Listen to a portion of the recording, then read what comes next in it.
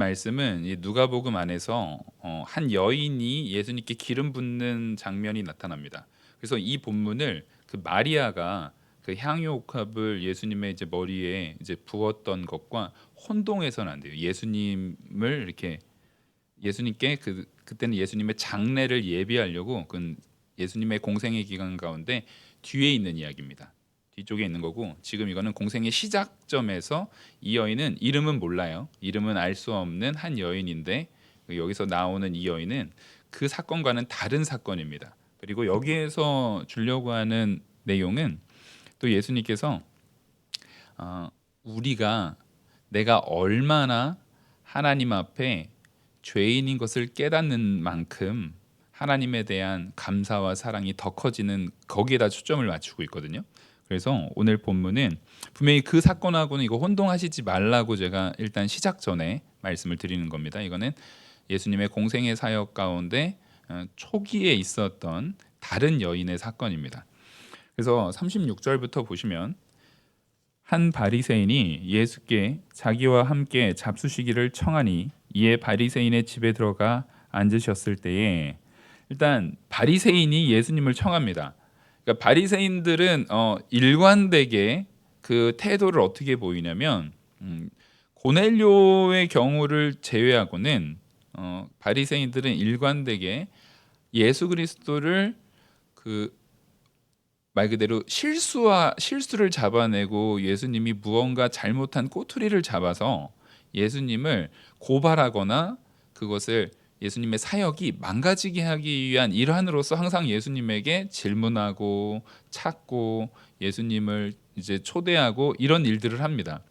이 바리새인, 여기선 이름을 시몬이라고 지금 얘기하고 있는 이 바리새인도 다르지 않습니다. 예수님을 청했는데, 이 바리새인이 예수님을 청할 때 기본적으로 무엇으로 청했냐면 랍비로 청한 거거든요. 그러니까 율법 교사로서 청한 겁니다. 제가 전에도 말씀드렸듯이 이스라엘 안에 율법 교사라는 지위는 굉장히 높은 지위고 존경받는 지위예요. 그래서 우리로 따지면 말 그대로 이제 사수성가에서 사법고시 막 합격해서 막 이렇게 된 것처럼, 이때 당시에 율법 교사가 됐다, 랍비로 불려진다. 랍비로 불려진다라는 것은 많은 사람들한테 공식적으로 인정을 받는 거거든요. 그래서 예수님께서 회당에서 말씀을 가르치십니다. 이 전에도 회당에서 말씀을 가르치셨고, 그것이 예수님이 분명히 가말리엘, 이 바리새인들처럼 뭐 가말리엘 문화라든가 바리새파 안에서 교육을 받거나 하지 않았음에도 불구하고 예수님이 그들에게 랍비로 인정을 받은 겁니다. 그렇게 공식적인 교육, 공식적인 학교 이제 제도권에 있어서의 교육을 받지 않고서도 랍비가 된 경우는, 우리가 탈무드라든가 미시나라 이런 이스라엘의 그런 고전들을 보면 거기에도 종종 있는 사건이에요. 그 중에 이제 예수님도 그들의 문화 속에서 아주 특이한 거죠. 그러니까 이제 공식적인 뭐 바리새파에서 공부를 하거나 그러지 않았음에도 불구하고 랍비가 된 경우이기 때문에, 기본적으로 바리새인이 식사로서 랍비를 초대할 때는 어떤 대우를 해야 됩니까? 극빈 대우를 해야 됩니다. 그러니까 함부로 대하면 안 돼요. 완전히 극빈 대우를 해야만 하는 거예요. 그렇지 않으면 기본적으로 이 팔레스타인, 그러니까 이스라엘 지역 그 전체 그 지역을 팔레스타인이라고 하잖아요. 그 팔레스타인 그 지역의 기본적인 문화적 가치는 명예지상주의입니다. 명예 중심적인 그런 사회의 문화권이에요. 명예 중심적인 사회 문화권이라는 얘기는 이 사람에 대한 명예를 실추시켰을 때 그것은 거의 인격 모독 이런 정도가 아니라 인격 살인에 가까운 아주 불쾌하고 무례한 행동이라는 거예요. 그게 목숨보다도 더 중요한 겁니다. 그래서 실제 과거에 이스라엘 안에 이제 많은 이방 왕들이 이스라엘을 이제 점령했었잖아요. 그래서 실제 그 말라기부터 마태복음까지가 이 신구약 중간기, 중간사라고 하거든요. 신구약 중간사라는 그 기간 속에서 이제 이방 왕들이 막 이스라엘의 그 성전에다가 돼지 피를 막 뿌리는 사건들이 있어요. 그때 그거에 분노해가지고 마카비라든가 이런 사람들이 분노해서 확 일어나면서 막 전쟁을 불사합니다. 내가 죽더라도 이제 하나님을, 이 성전을 모독했다라는 것은 하나님과 자기와 이 민족 전체를 모독한 거잖아요. 그러니까 아예 그냥 거의 자살 특공대 형태로 그냥 가서 싸웁니다.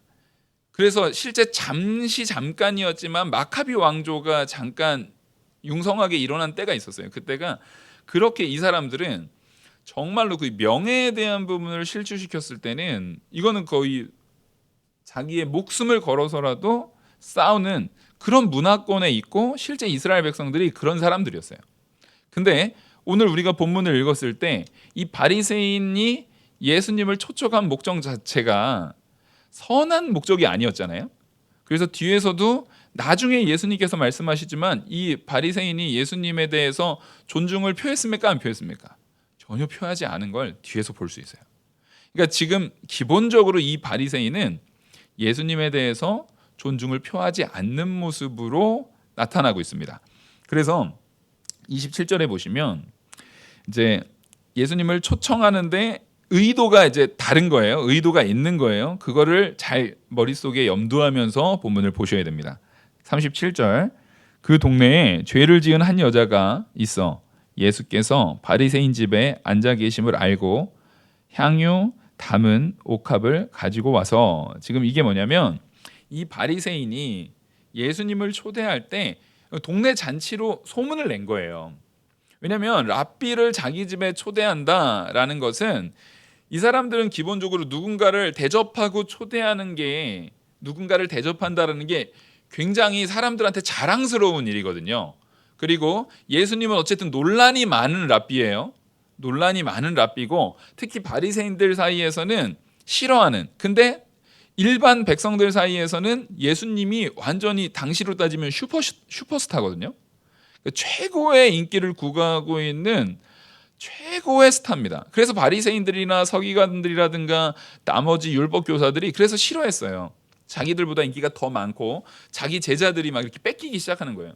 실제적으로 세례 요한의 제자였던 야고보와 이제 안드레와 요한도 예수님의 제자로 가거든요. 이런 일들이 자꾸만 예수님을 따르는 사람들이 많으니까 이 시기와 질투가 심해지는 겁니다. 그래서 이 바리새인은 자기가 예수님에 대해서도 존중한다라는 것을 대외적으로 자기 위상을 좀 높이기도 하고, 내가 섬기는 사람, 누군가를 초대하는 사람, 그리고 나는 예수님까지도 이렇게 초대했던 사람이다라는 자기 명분을 가지려고 사실상 예수님을 위해서가 아니라 자기 이름을 내려고 한 거예요.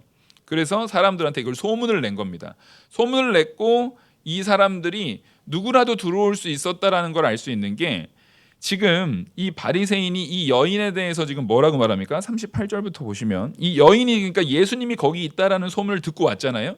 예수님이 그 바리새인의 집에 가 계시다라는 것을 듣고, 그 소문 듣고 옥합 들고 왔거든요. 그러니까 38절에 예수의 뒤로 그 발 곁에 서서 울며 눈물로 그 발을 적시고 자기 머리털로 닦고 그 발에 입 맞추고 향유를 부으니, 예수를 청한 바리새인이 그것을 보고 마음에 이르되 이 사람이 만일 선지자라면 자기를 만지는 저 여자가 누구며 어떠한 자 곧 죄인인 줄을 알았으리라 하거늘. 지금 기본적으로 이 여인을 이 바리새인 시몬이 뭐라고 부르고 있습니까? 저 죄인 여자라고 부르고 있어요. 저 여자를 죄인이라고 부르는데 이것은 관용적인 표현입니다. 당시에 한 여인을 특정 죄인인 여자라고 부를 때는 그 여자의 직업이 창기일 때 그래요. 창기일 때 죄인인 여자라는 것이 당시에 이제 관용적인 표현입니다. 그래서 지금 예수님이 선지자라고 랍비라고 하면서 정말 자기가 앞에 귀신도 내쫓고 병자도 고치고 정말 죄사함을 막 선언하고 하셨잖아요. 예수님께서 이미 앞서 죄사함을 선언하고 막 했거든요. 그러면 자기가 그런 권세를 가진 사람이라고 한다면 이 여인이 창기인 것을 알 텐데 어떻게 저게 가만히 있는가? 이게 가짜다 이렇게 지금 마음속으로 생각한 겁니다. 이거 말한 거 아닙니다. 마음속에 생각하고 있는 거예요. 왜냐하면 당시에 바리새인들은 이 창기들에 대해 창기라든가 세리라든가 창기 이런 죄인 공식적인 가장 대표적인 죄인이 남자는 세리고요, 여자는 창기입니다. 가장 공식적인 죄인이에요. 그들에 대해서 사람 취급도 하지 않았어요. 물론 이방인들도 그랬지만 이들에 대해서도 사람 취급하지 않고 그들과 같지 않은 것을 오히려 광장에서 감사하며 기도하는, 내가 저 창기들과 같지 않고 저 세리들과 같지 않은 거에 대해서 감사하며 기도하는 사람들이었던 겁니다. 근데 이 사람들이, 이 바리새인이 지금 그렇게 말 그대로 정말 더럽게 생각하고 전혀 상종하지 않는 자들이에요. 상종하지 않는 자인데도 불구하고 그 집에 들어오도록 뒀다라는 것은 이 지금 초대가 말 그대로 그 동네 전체에 그냥 오픈되어 있는 모든 사람들한테 다 열려 있는 초대였던 것 같아요. 아니면 사실상 절대 못 들어오게 합니다. 왜냐하면 창기 자체가 부정하기 때문에 그와 같이 밥을 먹는다거나, 물론 이 창기는 밥을 먹지 않죠. 근데 같은 공간에 있거나 혹 몸이 접촉돼도 내가 부정하다라고 느끼는 거예요. 근데 여기서 우리는 굉장히 의아한 걸 알 수 있는 게 뭐냐면, 아니 성경에 나오는 창기들을 보면 다 옥합을 가지고 있어요. 그죠? 이상하다는 생각 안 드셨어요?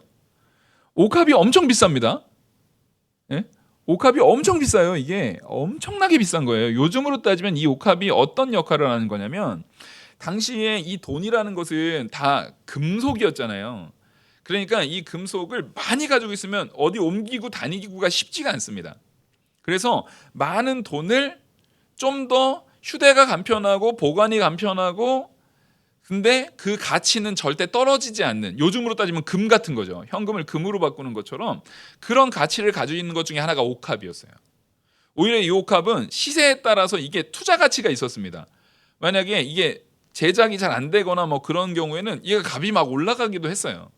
그러니까 그 옥합은 이 창기들이 돈을 번 거를 일종의 자기가 나중에 이제, 창기가 오래 못 합니다. 나이가 그렇게 당시에 오래 살던 시대가 아니었기 때문에 사실상 20대, 30대 전이에요. 20대 후반만 돼도 이미 너무 늙은 여자인 거예요, 당시에는. 그때까지도 못 해요. 그러니까 그 사이에 바짝 벌어가지고, 어차피 창기들은 결혼 못 하거든요. 나중에 자기가 먹고 살기 위한 일종의 재산 축적의 수단으로서 이 옥합을 사용했던 것 같아요. 근데 왜 이렇게 옥합이라는 것, 그 비싼 거를 성경에 나오는 창기들이 다 있다는 얘기는 장사가 잘 된 거예요, 안 된 거예요? 장사가 엄청 잘 된 거예요. 그러니까 유대 사회가 이렇게 겉과 속이 다른 아주 죄악이 많으면서도 외식하는 자들의 사회의 모습이었다라는 겁니다.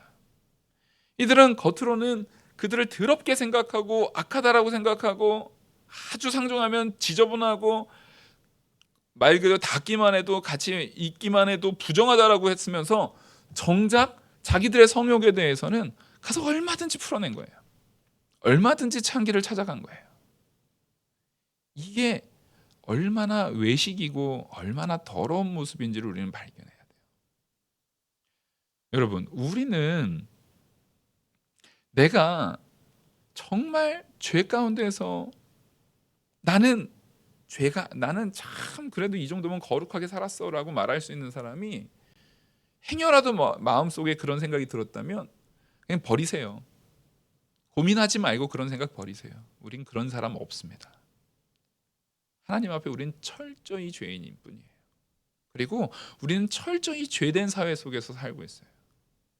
자기들이 경건하다라고 생각을 하지만 정작 경건하다고 생각했던 그 사람도 자기가 정말 하나님께서 주신 그 계명을 다 지켰다라고 말했던 그 부자 청년도 예수님께서 그 재산을 팔고 가난한 자들에게 나눠주었고 나를 쫓으라 할 때, 이스라엘에게 재산을 팔아서 가난한 자들에게 나눠주는 것은 굉장히 큰 미덕이거든요. 이거는 이스라엘 안에서도 정말 존경받는 미덕이에요. 근데 자기가 말씀을 다 지켰고 하나님 앞에 철저히 믿음 앞에 서 있는 하나님의 택한 백성이라고 말하는 사람도 정작 거기에 다 걸려야 안 걸려요? 걸려요. 그게 그 사회의 일반적인 모습이었다는 겁니다. 겉으로는 경건한 척을 무지하게 해요. 하지만 내면적으로나 그 안에는 술수와 음모가 있어요. 이 바리새인도 예수님에게 솔직하게 말하질 않아요. 예수님을 초대함으로 자기는 높아지기를 원하지만 이 과정 가운데서 어떻게든 예수님을 깔아뭉개고 예수님에 대해서 나쁜 꼬투리를 잡으려는 의도를, 악한 의도를 숨기고 있어요. 여러분, 우리는 하나님 앞에 서는 성도들입니다. 저는 여러분들의 마음을 몰라요. 맞아요. 우리는 서로의 마음을 몰라요. 근데 이게 지내다 보면, 계속 오래 경험하다 보면 또 이게 사람이다 보니까, 우리 다 영적인 존재잖아요. 우리 안에 성령이 계시고 우리는 영적인 존재다 보니까 안타깝게도 그게 느껴져요. 그래서 우리는 언제나 행동거지만 조심해야 되는 것이 아니라 마음가짐도 조심해야 됩니다. 특히 우리는 누구 앞에 선 자들입니까? 하나님 앞에 선 자들이잖아요. 하나님께서는 우리의 중심을 보시는 분이에요. 우리의 겉을 보고 판단하시는 분이 아니세요. 우리의 중심을 보시는 하나님을 우리는 믿는다고 말합니다. 그러면 우리의 마음을 그 앞에 철저하게 두고 내 마음을 감찰하시는 하나님 앞에 우리는 외식하는 자가 되지 말아야 돼요. 겉과 속이 다르지 않아야 하고 하나님 앞에 철저히 서서, 또 겉과 속이 다르지 말아야 된다면 어떻게 해요? 내 속에 있는 나쁜 거를 막 말해요. 나는 겉과 속이 다르지 않아. 난 뒤끝 없는 사람이야. 그 뒤끝 없는 게 아니라 그냥 나쁜 놈이라니까요. 그러면 뒤끝이 없는 게 아니라 그냥 나쁜 놈인 거예요. 그건 겉과 속이 다르지 않다라는 것, 외식하지 말아야 된다라는 것은 기본적으로 나를 어떻게 변화시키고요? 예수 그리스도를 닮아나가는 선한 마음으로 변화시키고 그 선한 것이 밖으로 나오게 만들어야지, 안에 있는 악한 걸 그대로 드러냈다고 그게 무슨 의입니까? 그게 무슨 선한 것입니까? 하나님한테 후드러 맞아요. 그러면 하나님이 그거 가만두시지 않아요. 우리의 마음을 예수 그리스도를 닮아나가는 그 말씀 앞에 두고 성령의 인도를 따라서 내가 선한 마음을 두고 그것이 나타나도록 나를 변화시켜야 되는 거예요. 근데 이 바리새인은 전혀 그러지 않고 오히려 이 창기인 여자가 와서 바로 하는 게 뭡니까? 그 발 곁에서 눈물로 그 발을 적셔서 그 머리털로 닦는 이 귀한 사역. 이 여자인, 이 우리가 고린도전서 11장 15절에도 나온 것처럼 여인에게 머리는 뭐라고요? 영광이라고요. 머리칼은 여인의 영광이에요. 그러니까 자기에게 있는 가장 귀한 것, 옥합을 모았다는 건 거의 전 재산입니다. 이거 자기가 창기 생활 마치고 나면 앞으로 일생을 여기에 기대고 살아야 되는 전 재산이에요. 그걸 거기다 부어버리는 거예요. 자기의 머리칼로 그걸 닦는 거예요. 눈물의 통의 회개를 가지고, 물이 없으니까, 거기 자기 집 아니잖아요. 물을 싸들고 갈 수가 없으니까 자기의 회개의 눈물로 그 발을 씻기는 거예요. 이게 바로 이 여인의 믿음의 모습입니다. 뭡니까? 이 여인이 이미 안에 뭐가 있는 겁니까? 믿음이 있는 거예요. 예수님을 사랑하는 사랑이 있는 거예요. 하나님을 경외하는 믿음과 하나님의 은혜에 충만해서 예수 그리스도를 사랑하는 그 마음이 이미 그 안에 충만히 있는 거예요. 그래서 자기가 죄인이고 자기는 너무나 타락한, 너무나 큰 죄인인데 그 죄를 우리 주 예수 그리스도께서 그 죄를 사해 주실 유일한 구원 주시라는 것을 믿은 거예요. 자기의 죄 많은 것을 깨닫고 그 앞에서 통의 회개의 눈물을 흘리면서 닦아내는 겁니다. 그러니까 자기가 큰 죄인인 것을 아니까 그 안에서 뭐가 더 있는 거예요? 감사가 더하는 거예요. 그 감사 가운데 나타나는 행동의 모습이 옥합을 깨고 자기 눈물로써, 자기 머리카락으로써 예수님의 발을 닦아내는 겁니다. 여기에서 보시면 예수님이 앉으셨는데 그 발 뒤에 있다라 그래요. 우리가 머릿속에 잘못 알고 있는 이 딱 박혀 있는 그림 하나가 있어요. 최후의 만찬이라는 그림이 있잖아요. 최후의 만찬 보면은 테이블이 일자로 돼 있고 의자가 이렇게 있어요. 의자가 다 의자에 이렇게 앉아 있잖아요. 그거는 그냥 유럽 사람들이 머릿속에 상상해서 그려낸 그림입니다. 유대인의 상은 디귿자였어요. 우리로 따지면은 이쪽이 열려 있고 이렇게 디귿자 모양이었습니다. 그래서 이쪽이 열려 있는 이유는 여기는 종이 왕래하는 거예요. 음식을 서빙해야 되잖아요. 종들이 음식을 서빙하면서 갖다 준 거예요. 그래서 상석은 이쪽이 상석이었습니다. 그러니까 예수님이 아마 초대받은 손님이었기 때문에 맨 끝이 아니라 이 라인에서 한 중간 끝쯤 그쯤에 앉아 있었을 거예요. 근데 앉을 때 우리처럼 양반다리 안 해요. 거기는 옛날에 그 로마 영화, 옛날에 그 영화 보면은 네로 이런 사람들이 포도 먹으면서 옆에 비스듬히 누워 있잖아요. 그 자세가 그 만찬에서 밥을 먹는 자세입니다. 누워 있었어요. 눕는데 이렇게 들어 누워 있는 게 아니라 옆으로 누워 있는 거예요. 옆으로 누워서 이 앞에 있는 상에서 집어서 이렇게 먹는 겁니다. 그러면 집에서 먹고 있으면 그 종들이 계속 요 디귿자 있는 안에서 서빙하면서 안에 넣어주고 있는 거예요. 그러니까 예수님께서 누워서 발이 저 끝쪽에 있었겠죠. 이쪽으로 누웠을 테니까 저쪽 발끝에 있었겠죠. 그러니까 그 발끝, 누워 있는 예수님 발끝에 가가지고 이걸 닦아낸 거예요. 이걸 닦아주고 있는 겁니다. 머릿속에 좀 이런 거는 우리가 상식적으로 머릿속에 좀 그려 놓으셨으면 좋겠어요. 그 최후의 만찬은 전혀 상관없는 모습입니다. 그 모습이 아니었어요. 그래서 우리가 그 머릿속에 그릴 때 뭐냐면 이 여인이 하고 있는 자세, 누군가가 누워있는데 그 밑에서 발 닦고 있는 자세가 이거 사람이 보일 수 있는 가장 낮은 자세잖아요. 그렇죠? 제가 이걸 설명드린 이유가 우리 한국 정서로 따지더라도 비스듬히 누워있는데 그 발 밑에 가서 이렇게 닦는다 하면 느낌이 어떠세요?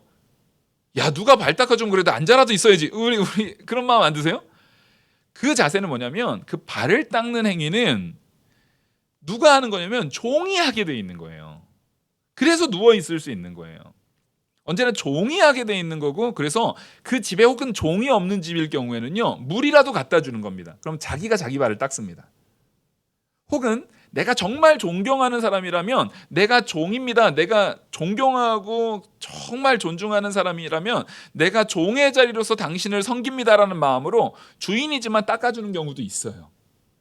근데 예수님께서는 오히려 스승이시고 하나님이신데 제자들의 발을 닦아주셨다는 의미에서 이건 굉장히 놀라운 사건이었던 거예요. 그래서 이 발을 닦아준다는 것은 종이 하는 일입니다. 지금 그 여인은 자기 스스로를 뭐까지 낮춘 거예요? 우리 주 예수 그리스도 앞에 나는 종일 뿐입니다. 그러니까 그 감사가 어마어마하게 나오는 거예요. 근데 이 바리새인은 그런 모습을 보면서도 뭘 느끼지 못합니까? 그 은혜를 전혀 깨닫지 못해요. 그 사랑을, 이 여인이 하나님의 은혜 가운데 예수 그리스도를 향한 사랑이 넘쳐나는 그 은혜의 장면을 보고서도 아우, 저 예수님이라는 사람 랍비라고 하더니 저 여인 누군지도 못 알아보네. 지금 이러고 있는 거예요. 그러면 정말로 결국엔 이 얘기를 했을 때 이 바리새인은 그 여인이 창기라는 걸 알고 있다는 얘기예요? 모르고 있다는 얘기예요? 알고 있다는 얘기예요. 알고 있으니까 이런 생각을 했겠죠? 그러면 정말 이 사람이 예수님을 존중했으면 그 여인이 올 때 일단 뭐 했어야 돼요? 막았어야죠. 자기들의 예법에 따지면 내가 초대한 손님이 자기들의 예법상 창기에 의해서 부정하게 되는 거를 가만두면 돼요, 안 돼요? 안 돼요. 막았어야 돼요. 물론 막았어도 예수님께서 막지 마라 했겠지만 당연히 막았어야 되는데 그런 모습을 전혀 안 하고 어디 어떻게 하나 보자, 어떻게 잘하나 못하나, 이거 팔짱 끼고 지금 지켜보고 있는 거예요. 얼마나 그 마음에 완악함이 있는지 우리는 이 모습 속에서 좀 성경을 좀, 이건 사실이거든요, 실제거든요, 머릿속에 그려가면서 그 모습을 내가 그런 놈이 아닐까, 내가 바리새인 시몬과 같은 사람이 아닐까라는 마음으로 이걸 좀 그려봤으면 좋겠어요. 그랬더니 예수께서 그 마음을 아시고 대답해 주십니다. 지금 굉장히 중요한 게 뭐냐면 이 바리새인 시몬은 말을 했습니까? 말을 하지 않았어요. 머릿속에 생각하고 있었어요. 그냥 생각만 한 거지만 예수님께서는 여기서 다시 한번 보여주시는 겁니다. 하나님이심을 보여주는 거예요. 하나님이신 예수님께서 40절 예수께서 대답하여 이르시되 시몬아 내가 내게 이를 말이 있다 하시니 그가 이르되 선생님 말씀하소서. 자, 저는 이 40절의 말씀을 통해서 너무 감동을 받아요. 우린 이 말씀을 볼 때 무슨 생각하냐면 여러분 자신을 바리새인 시몬이라고 생각하세요? 이 옥합을 깬 여인이라고 생각하세요? 보통은 우리는 관찰자적 입장인데 그래도 바리새인 시몬보다는 여인 쪽에 가깝다라고 스스로들을 생각하시더라고요. 여러분, 정말 그렇습니까? 정말 그렇습니까? 우리는 바리새인 시몬에 가까울 수 있어요. 근데 그걸 떠올리니까 이 40절이 저한테는 그냥 지나가는 말인 것 같잖아요. 근데 너무 은혜로 다가오는 거예요. 왜냐하면 이 40절을 통해서 만약에 예수님께서 이거 봐라, 감히 지금 나 시험에 괘씸한 놈 같은 이라고 너 속으로 그거 생각했지? 어디 그렇게 생각해? 딱 이러면 바리새인 시몬 뜨끔하고 두렵고 아유 제가 잘못했습니다. 바로 그 자리에서 얘 창피 주고 그 자리에서 예수님이 높아지고 할 수 있습니까? 없습니까? 얼마든지 할 수 있는 상황이에요. 근데 예수님 그렇게 안 해요. 예수님은 따라하겠습니다. 바리새인도 사랑하신다. 저는 이게 너무 은혜가 돼요. 어찌 보면 우리는 바리새인보다 더 악한 자들입니다. 바리새인보다 더 부족한 자들이에요. 우리 자꾸 남 판단하고 있잖아요. 우리 남 정죄하고 있잖아요. 마음속에 내가 마음에 안 드는 사람 혹은 내 마음에 안 드는 상황들, 내 마음에 안 드는 환경들 보면서 꼭 자기가 뭐라도 됐냐, 자기는 답을 알고 있는 양, 자기는 훌륭한 양, 아유 쟤는 어떻고 저 사람은 어떻고 저기는 어떻고 아유 이렇게 뭐 이건 어떻고 저건 어떻고 우리 지금 그러고 있잖아요. 우리 얼마나 외식하고 있습니까? 우리 얼마나 죄인이에요. 근데 성령께서 그런 우리 안에서 야 내가 진짜 네 안에 들어와서 못 있겠다 하고 나가셔도 골백 번은 나가셨어야 되는데 보혜사 성령이시죠. 우리 안에서 나가십니까? 안 나가십니까? 안 나가세요. 우리를 붙드세요. 우리를 포기하지 않으세요. 그게 얼마나 큰 은혜입니까? 우린 그거 생각하는 거예요. 우린 그거 믿는 거예요. 예수님께서는 지금 이 바리새인 시몬을 포기하지 않는 거예요. 다시 제가 읽겠습니다. 이게 얼마나 감동적이에요. 제가 이 설명을 듣고 나서 이거를 읽으시면은 또 다를 거예요. 예수께서 대답하여 이르시되 시몬아 내가 내게 이를 말이 있다 하시니 자 내가 너한테 이를 말이 있다. 이 얘기는 뭐예요? 그러면서 비유를 통해서 말해줘요. 이 비유는 예수님께서 누구한테 하셨던 거냐고요? 제자들한테 하셨던 거예요. 이 바리새인 시몬도 예수님의 입장에서는 말씀으로 뭐 해야 될 대상이에요? 변화시켜야 될 나의 제자들과 같은 이스라엘, 내 백성 중에 하나라고 보는 거예요. 사랑이 묻어나 있지 않습니까? 여기에 사랑이 묻어나 있잖아요. 예수님께서는 이 바리새인 시몬 자기를 지금 불러서 모욕 주고 자기의 명예를 훼손시키고 하다못해 발 씻을 물도 주지 않은 그를 향해서 예수님께서는 어떻게 하고 있습니까? 오히려 말씀으로 교훈해서 내가 이 말씀을 가지고 너한테 알려줄 테니까 잘 듣고 제발 변화돼야 된다. 이 사랑의 메시지를 전해주고 있는 거예요. 예수님은 마음을 다 안다니까요. 예수님은 마음을 감찰하고 있다니까요. 생각해 보세요. 내가 어떤 사람하고 관계가 있는데 그 사람이 내 욕하고 다닌다는 거 내가 마음을 못 알아보니까 그렇지 누구 통해서 들었어요. 누구 통해서 소식 들었어요. 그러면 열 받아요, 안 받아요? 이놈의 이거를 그냥 막 이럴 거예요. 근데 예수님은 눈에 빤히 보여요. 근데도 참을 수 있는 건 사랑하기 때문에 그래요. 사랑하기 때문에 그래요. 우리가 그런 거 딱 있죠. 어렸을 때 아이들 키울 때 보면 그래요. 자기 손에 있는 거 맛있는 거 과자 쥐고 있으면 내가 아빠 그거 하나만 줄래? 그러면 없어 막 이렇게 감춘단 말이에요. 아니 그 빤히 보이잖아요. 빤히 보이는데 이거 얼마나 얄미운 짓이에요.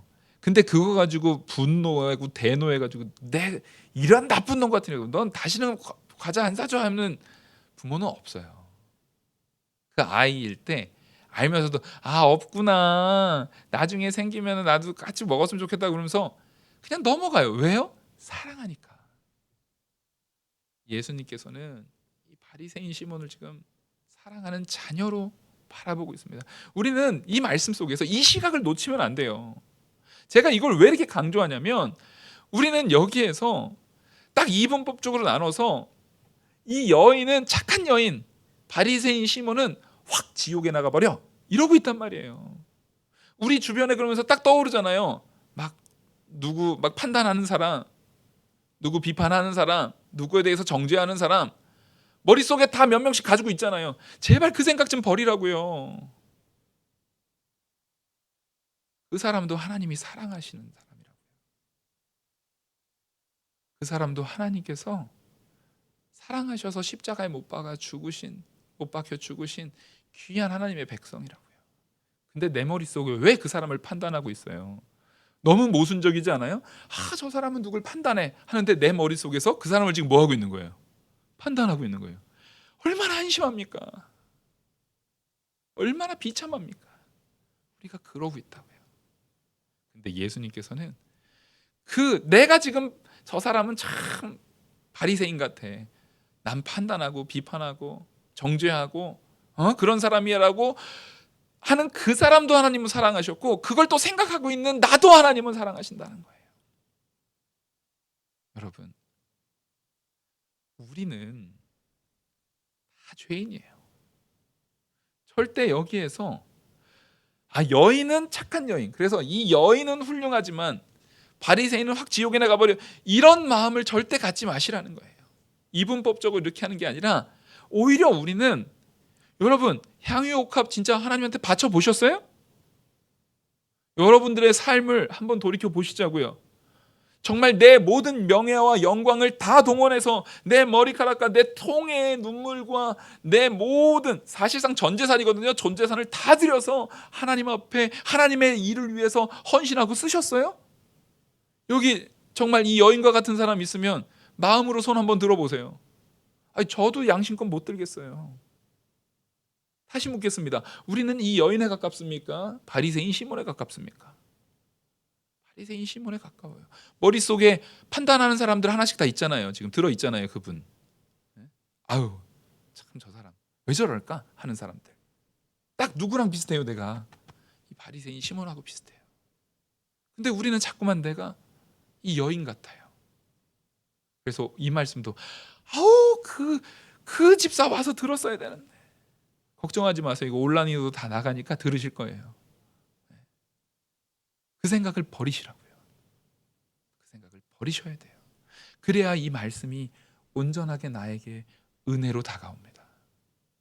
온전하게 나에게 은혜가 다가오려면 바리새인과 같은 나한테, 그 시몬과 같은 나까지도 끝까지 포기하지 않고 사랑하시는 우리 주 예수 그리스도를 이 시간 여러분들이 만나셨으면 좋겠어요. 제가 이거를 왜 이렇게 강조했냐면 이후부터 시몬한테 하는 얘기잖아요. 그러니까 이 얘기를 누구한테 하는 얘기처럼 들으시라고요? 이렇게까지 얘기했는데도 누구 집사성 떠올리면 큰일 나는 거예요, 진짜. 여기다 지금 시간 한참 아래 했는데도 이거를 나한테 하는 얘기로 듣지 않으시면 안 되는 거예요. 41절 이르시되 빚 주는 사람이 빚진 자 둘이 있어 하나는 500데나리온을 졌고 하나는 50데나리온을 졌는데 갚을 것이 없으므로 둘 다 탕감하여 주었으니 둘 중 누가 그를 더 사랑하겠느냐? 시몬이 대답하여 이르되 내 생각에는 많이 탕감받은 자니이다. 이르시되 내 판단이 옳다 하시고. 자, 여기만 봐도 우리 시몬이랑 진짜 비슷하죠? 예수님께서 나한테 이렇게 물어봤으면 여러분도 시몬처럼 똑같이 이렇게 대답했을 거 아니에요, 그죠? 저도 이 대답했을 겁니다. 맞아요. 우리는 상식적인 선에서도 시몬하고 같은 대답을 했을 거예요. 그리고 그 상식선의 대답은 예수님께서도 옳다 합니다. 여기서 우리가 알 수 있는 건 뭐냐면 우리는 몰라서 안 하는 게 아니에요. 우리는 몰라서 죄 짓는 게 아니에요. 하나님께서는 우리 안에 충분히 깨달을 만한, 충분히 알 만큼의 지혜도 주셨어요. 아멘? 우리 알면서, 제가 요즘에 로마서에서 계속 설교하죠. 알면서도, 법이 내 앞에 있어서 알면서도 의도적으로 지은 죄를 뭐라고요? 범죄라고요. 우리는 다 범죄한 자들이에요. 알면서도, 알만하면서도 그렇게 그 마음의 죄악을 버리지 못하고 있어요. 예수님께서는 그걸 알면서도 이 말을 합니다. 그러면서 우리 마음의 양심을 자극하는 거예요. 너도 여기에 이 정도의 마음은 알지 않느냐. 그걸 물으시는 거예요. 그때 예수님께서 네 판단이 옳다. 오히려 칭찬해 주신 거예요. 그래, 네가 제대로 판단하고 있다. 그러면 한번 그 판단을 가지고 지금 너와 나 사이에, 바리새인 시몬과 예수님 사이에 있었던 일을 한번 돌이켜보자. 정말 부드럽게 다가가시는 거예요. 맞지? 너도 이거를 이해하지? 근데 그럼 너와 나 사이에 있었던 일을 이 여인과 빗대어서 한번 보자 라고 하는 거예요. 그러면서 44절, 그 여자를 돌아보시며 시몬에게 이르시되, 예수님의 시야가 여인을 바라보고 있는 거예요. 여인을 바라보면서 시몬한테 말하고 있는 거예요. 시몬아, 봐라. 여인을 보면서 내가 내 집에 들어올 때 너는 내게 발 씻을 물도 주지 않았다. 근데 저 여인은 그 물을 얘기하면서 눈물로 그 발을 적시고 나를 씻어 주었다. 사실상 시몬이 종 데려다가 누구 발 씻겨 줬어야 됩니까? 예수님 발 씻겨 줬어야 되는 거예요. 자기가 안 씻겨 주더라도 종이라도 불렀어야 돼요. 근데 종도 부르지 않은 거예요. 아까 말씀드렸죠? 팔레스타인은 명예 중심의 사회입니다. 지금 예수님을, 원래 랍비잖아요. 극빈 대우를 했어야 될 예수님에 대해서 어떻게 한 거예요? 가장 말 그대로 이방인 취급한 거예요. 자기 종도 발 씻겨줄 생각도 안 하는. 그러니까 부정함, 원래 발을 씻긴다는 것 자체가 밖에서 들어올 때 그 부정함을 씻겨낸다는 거거든요. 이것은 어떤 의미냐면, 예수? 너는 부정이 어울리는 한심한 사람이지. 이렇게 지금 대하고 있는 거예요. 예수님께서 그걸 말하면서 45절, 너는 내게 입 맞추지 아니하였으되 그는 내게 들어올 때부터 내 발에 입 맞추기를 그치지 아니하였으며. 지금 닦으면서도 계속 입 맞추는 거예요. 이 입 맞추는 게 이상하게 보시면 안 돼요. 문화예요. 정말 존중하는 손님이 왔을 때 부둥켜 안고 입 맞추는 겁니다. 이 볼 쪽에 이렇게 입을 맞추는 거예요. 이게 인사하고 예의인 겁니다. 이걸 예의를 갖추지 않았다는 얘기는 나는 너한테 인사하고 싶지 않아 이거예요. 전혀 존중을 하고 있지 않은 거예요. 존경의 표시를 표하고 있지 않은 거예요. 근데 그 여인은 봐라. 존경을 넘어서서 종의 자리에서 지금까지도 나를 향한 사랑에 대한 부분을 계속 보이고 있다. 이게 뭐냐면 지금 영상 교육하는 거예요. 너 지금 눈앞에 보고 있지 않느냐? 사실 저 여인이 하고 있는 저 행동들은 네가 함을 통해서 나한테 오히려 네가 칭찬받았어야 될 그 내용을, 너는 나를 사랑하지 않고 하나님인 나를 알아보지 못하고 나를 깨닫지도 못하고 하나님의 은혜를 전혀 누리지도 못하고 네가 많은 빚을 탕감받은 사람이라는 것을 깨닫지도 못하고, 그래서 그 사랑 안에 거하지 못하고 나를 정작 너는 사람들 앞에서는 초대했음에도 불구하고 나로 말미암아 누려질 그 복을 전혀 누리지 못하고 있지 않느냐. 근데 저 여인은 초대받지도 못한 사람이고 오히려 내가 여기 있다라는 것을 듣고 온, 사실상 네가 평소 같았으면 그 집에 들이지도 않았을 저 여인인데 여기에 와서 오히려 네가 칭찬받아 마땅한 그 모든 복, 그 모든 영광을 저 여인이 다 누리고 있음을 이 시몬한테 보여주고 있어요. 정말 이게 예수님이 시몬을 책망하고 시몬에 대해서 에라이 나가서 죽어버려라, 이 지옥에 나가라, 이러고 있는 건가요? 아무리 봐도 사랑 아니에요? 지금이라도 보고 뭐 해라? 마음을 돌이켜라. 아니었으면 진작에 나가버렸겠죠. 예수님께서는 정말 끝까지 포기하시지 않는 거예요. 그러면서 46절, 너는 내 머리에 감람유도 붓지 아니하였을 때, 이 감람유라는 게 이제 올리브유, 그게 당시에 가장 흔하게 사용하는, 올리브유가 나쁜 기름이 아닙니다. 좋은 기름이에요. 좋은 기름이고, 그 기름을 흔하게 누구한테요? 존중하는, 지금 랍비는 극빈 대우를 받아야 된다니까요. 그럼 랍비가 왔으면은요, 올리브유로 그분 발라주고 해야 돼요. 네? 이 올리브유는 이 말 그대로 발 같은 데에 진짜 극빈 대우할 때는 보통 물로만 씻어주는데, 극빈을 대우할 때는 기름을 발라준다라는 것은 혹 있을 수 있는 그런 세균이라든가 이게 항균 작용을 하거든요. 그런 것까지도 감안하는 거예요. 그래서 그걸 하는데, 너는 감람유도 붓지 않았는데, 저 여인은 누가 봐도 다 알아요. 그 여인이 가지고 있는 향유 옥합이라는 것은 전 재산인 거예요. 자기가 지금까지 살아온 인생의 모든 것을 다 부어내고 있지 않느냐. 지금 이 여인은 지금 이 사건에, 이 순간에 예수님께 인생을 건 거예요. 자기 인생을 다 내놓은 거예요. 이게 지금 가벼운 사건이 아닙니다. 자기 인생을 다 내던진 거예요. 그렇게 저는 그렇게 하지 않았느냐. 47절, 이러므로, 그렇기 때문에 지금 너와 바리새인 시몬과 그 여인의 모습이 이렇게 다르기 때문에 내가 내게 말하노니 그의 많은 죄가 사하여졌도다.